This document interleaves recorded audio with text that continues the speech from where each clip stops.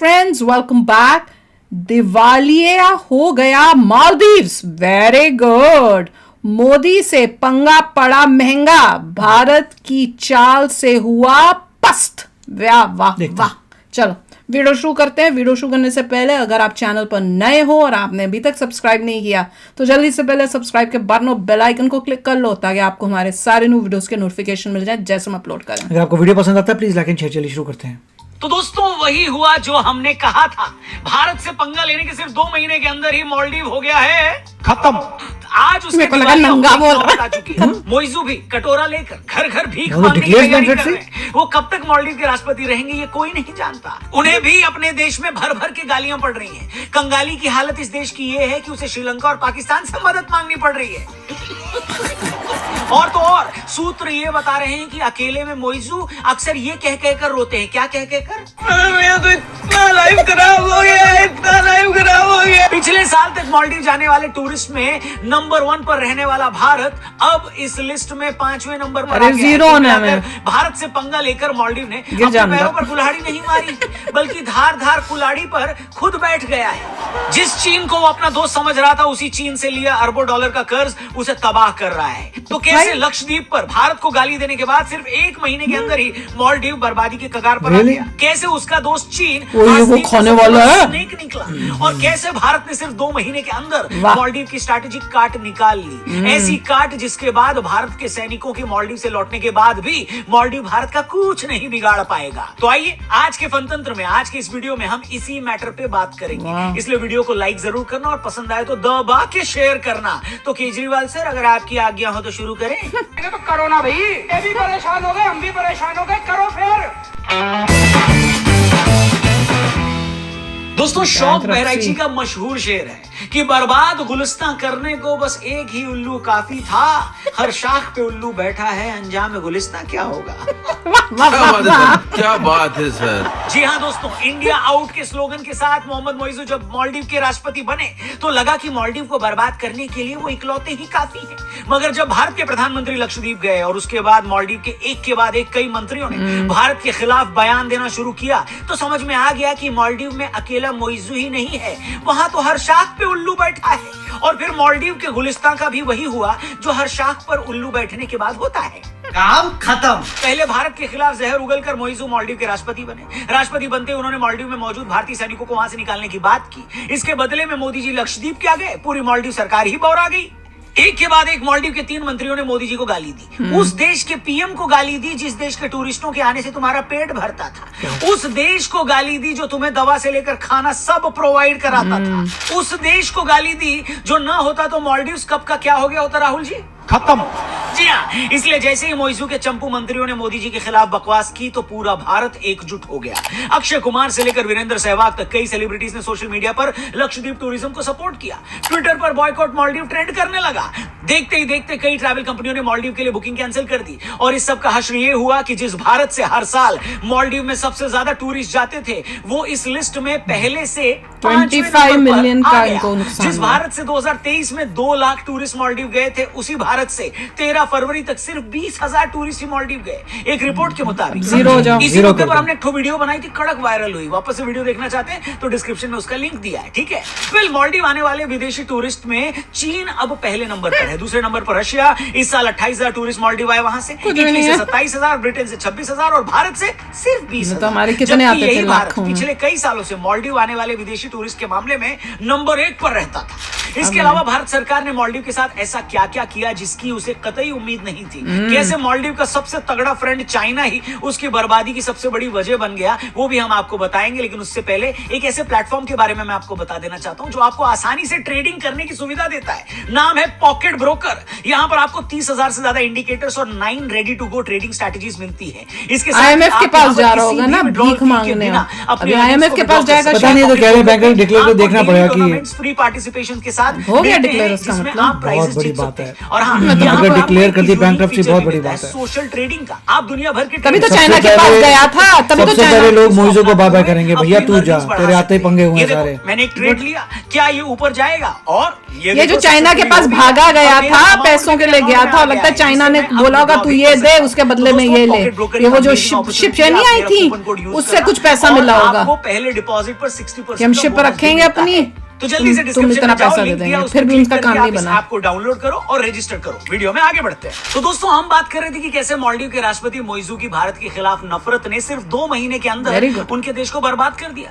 मोइजू ने जब भारत से पंगा लिया तो उन्हें उम्मीद थी कि चीन से पैसा लेकर वो अपना बेड़ा वो पार देखा? लगा लेंगे, मगर नहीं इंटरनेशनल पता। मॉनेटरी फंड IMF ने मालदीव को आगाह कर दिया है कि चीन से लिया गया कर्जा ही उसे बर्बाद कर डालेगा। इससे पहले कि हम आपको ये बताएं कि भारत से पंगा लेने के बाद भारत सरकार ने ऐसा क्या किया कि मालदीव के हाथ पैर फूल गए, उससे पहले हम आपको ये बता देते हैं कि किस तरह चाइना छोटे छोटे देशों को कर्जा देकर उन्हें तुमने कहा बर्बाद ही कर है, रहा है। सबको पता ये होना ठीक चाहिए। वैसे ही है जैसे इंडिया में बहुत सारे चाइनीज ऐप्स जरूरतमंद लोगों को महंगे रेट पर पर्सनल लोन देकर उसको बर्बाद कर रही है। आपको बता दें कि ऑब्जर्वर रिसर्च फाउंडेशन की एक रिपोर्ट के मुताबिक मालदीव ने अभी the China development bank, the industrial and commercial bank of China and export import वाह। बैंक ऑफ चाइना से बहुत भारी कर्जा ले रखा है। वर्ल्ड बैंक की रिपोर्ट की माने तो 2026 तक $5 बिलियन की मालदीव की इकोनॉमी में से उसे $1 बिलियन वाह। को हर साल विदेशी कर्ज के तौर पर चुकाने होंगे।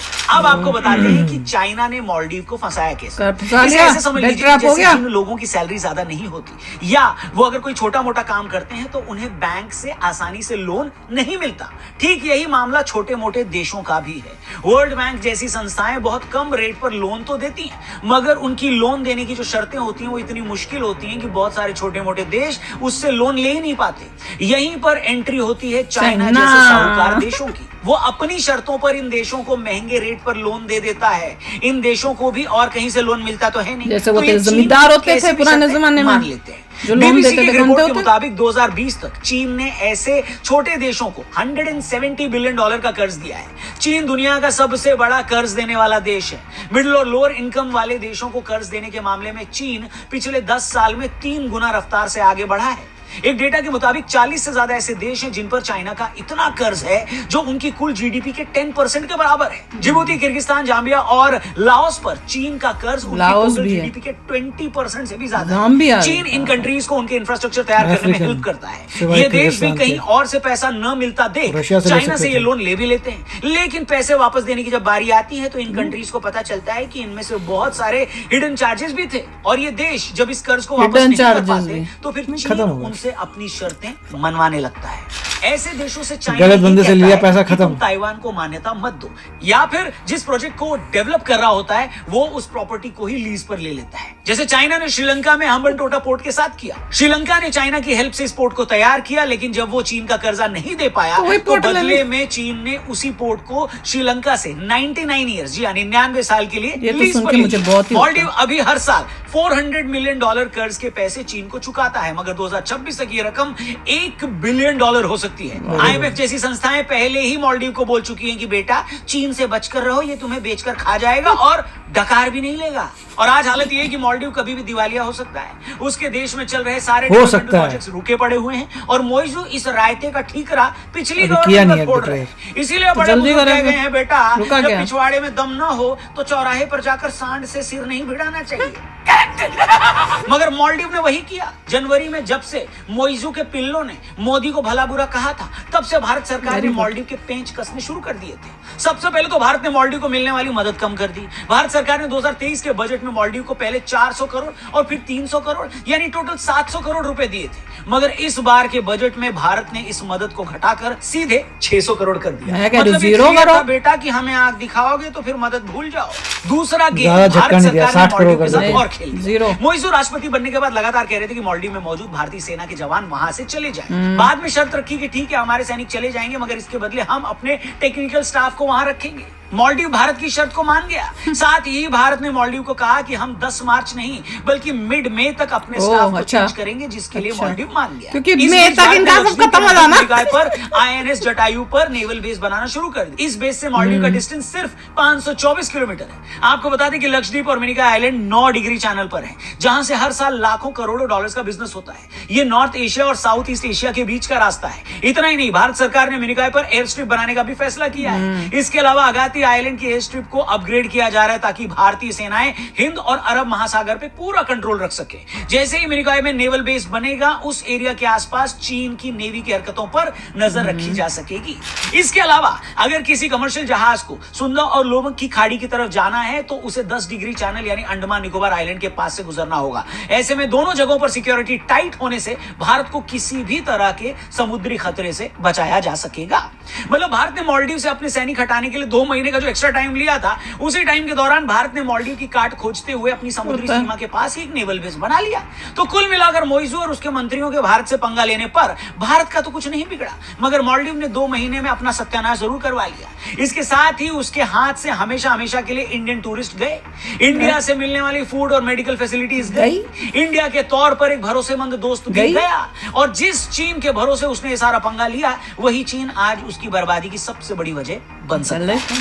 मालदीव और भारत का कॉन्फ्लिक्ट हो या पाकिस्तान और भारत का, दोनों ही मामलों में एक चीज प्रूव होती है दोस्तों कि वहां बैठे कट्टरपंथी इस्लामी सरकारें सिर्फ भारत से दुश्मनी निकालने के लिए अपने अपने देश को ही बर्बाद करने पर तुली है। पाकिस्तान और मालदीव दोनों ही भारत के पड़ोसी देश हैं। दोनों ही देशों के साथ भारत की कल्चरल हिस्ट्री भी जुड़ी है और दोनों ही देश भारत के नेचुरल पार्टनर भी हैं। मगर इन दोनों देशों में बैठी कट्टरपंथी जिहादी सरकारें मोदी से दुश्मनी निकालने के लिए उस चीन की गोद में बैठने को तैयार है। से दुश्मनी नहीं है उनकी, भारत ये लोग मोदी को मुसलमानों का दुश्मन मानकर भारत से रिलेशन नहीं रखते और भारत के बदले उस चीन की गोदी में जाकर बैठ जाते हैं जो अपने यहाँ मुसलमानों पर सबसे ज्यादा जुल्म कर रहा है, उनकी मस्जिदें गिरवा रहा है, उन्हें नमाज पढ़ने से रोक रहा है। मगर नहीं, इन्हें चीन अपना दोस्त लगता है, वो चीन इन्हें अपने यार लगता है जो कभी किसी का सगा नहीं है, वो चीन जो एक साहूकार की तरह हर किसी को लूटना चाहता है, वो चाइना जो रोड एंड बेल्ट इनिशिएटिव का झांसा देकर लाओस से पाकिस्तान जैसे कई देशों को बर्बाद कर चुका है, वैसी ही बर्बादी अब मालदीव में कर रहा है। मगर इन देशों में बैठी कट्टर सरकारों को नफरत के अलावा और कुछ दिखाई ही नहीं देता।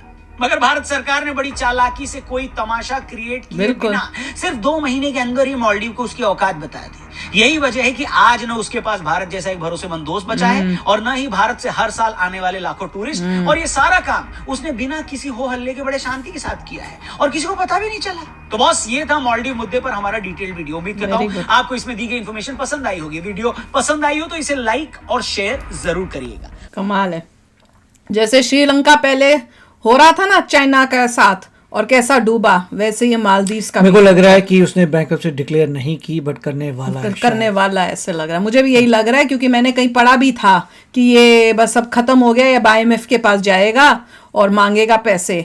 तो मुझे लग रहा है पैसा मांगना है डिफरेंट बात है, बैंकरप्सी डिफरेंट बात है। देखें एग्जैक्टली क्या हो रहा है, बट ये है कि उनका थोड़ा इम्पैक्ट अब तेजी से नजर आ रहा है उनको। अब 10 मई तक इनकी ये गवर्नमेंट जाएगी और मैं तो यही कहूंगी कि भाई जैसे ये गवर्नमेंट जाए और प्रो इंडिया गवर्नमेंट आए, जैसे चाइना ने 99 इयर्स के लिए किया था ना, वैसे हमें भी ऐसी जगहों के साथ डील कर देना है मालदीव्स की, वो भी 99 इयर्स की, ताकि चाइना को भी सबक आए।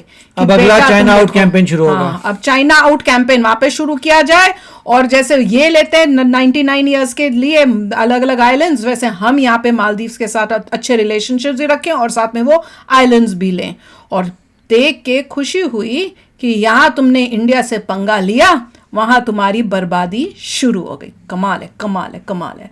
अब जल्दी से खुशखबरी मिले कि ये हो गए हैं, क्या हो गए, बैंकरप्ट। बिल्कुल उनका हो गया, क्या बोलते हो, कंगले हो गए पाकिस्तान और ये दोनों। अब इनको बस ये है कि इंडिया के 20,000 गए थे, उसके बाद 0 करना, बस वो तो है, कोई भी नहीं जाना चाहिए, कि 0 लोग जा रहे हैं। ये दिखना चाहिए कि ये है इंडिया, ये है हमारे भारत की ताकत, ये है मतलब पता चल जाएगा कि इंडिया बड़ा पावरफुल है, 0 कर दे कि ये है देशभक्ति। एक बंदा भी नहीं गया, नहीं, सबको पता चलेगा, पूरी दुनिया को, कि इंडियंस के अंदर देशभक्ति कूट कूट के भरी हुई है। तो चलो यार, शेयर करना अपने थॉट्स, चलते हैं, मिलेंगे नेक्स्ट वीडियो में बहुत ही जल्द। Till then take care and bye bye. तो अगर आप मेरे इस चैनल पे नए हो तो जल्दी से सब्सक्राइब के बटन को हिट करो और बेल आइकन को क्लिक करो ताकि आपको मेरा जब नया वीडियो मैं लगाऊं आपको उसके बारे में जल्दी से पता चल जाए।